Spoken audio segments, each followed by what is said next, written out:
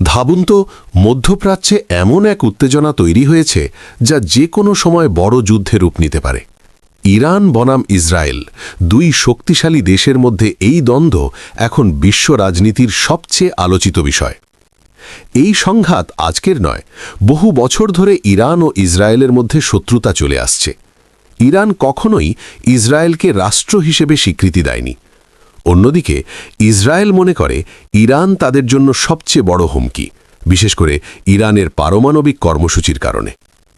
2024 সালের এপ্রিল মাসে পরিস্থিতি হঠাৎ করেই ভয়াবহ রূপ নেয়। ইসরায়েল সিরিয়ার রাজধানী দামেস্কে ইরানের কনসুলেটে হামলা চালায়, যেখানে ইরানের কয়েকজন উচ্চপদস্থ সামরিক কর্মকর্তা নিহত হন। এর প্রতিশোধ হিসেবে ইরান প্রথমবারের মতো সরাসরি ইসরায়েলের দিকে শত শত ড্রোন ও মিসাইল ছোড়ে। তবে ইসরায়েল এবং তার মিত্ররা বেশিরভাগ হামলা প্রতিহত করতে সক্ষম হয়।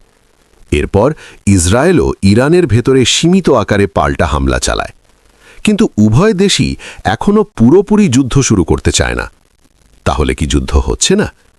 আসলে সরাসরি যুদ্ধ না হলেও একটি ছায়া যুদ্ধ বা প্রক্সি যুদ্ধ অনেক আগে থেকেই চলছে। ইরান বিভিন্ন গোষ্ঠীকে সমর্থন দেয়, যেমন লেবাননের হিজবুল্লাহ, গাজার হামাস এবং ইয়েমেনের হুথি। এই গোষ্ঠীগুলো প্রায়ই ইসরায়েলের বিরুদ্ধে হামলা চালায়। অন্যদিকে ইসরায়েল নিয়মিতভাবে সিরিয়া, লেবানন এবং গাজায় ইরান সমর্থিত লক্ষ্যবস্তুতে আক্রমণ করে। বর্তমানে পরিস্থিতি খুবই উত্তেজনাপূর্ণ।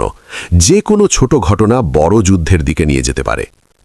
ইরান ও ইসরায়েলের মধ্যে এখনও পূর্ণাঙ্গ যুদ্ধ শুরু হয়নি, কিন্তু পরিস্থিতি অত্যন্ত ঝুঁকিপূর্ণ।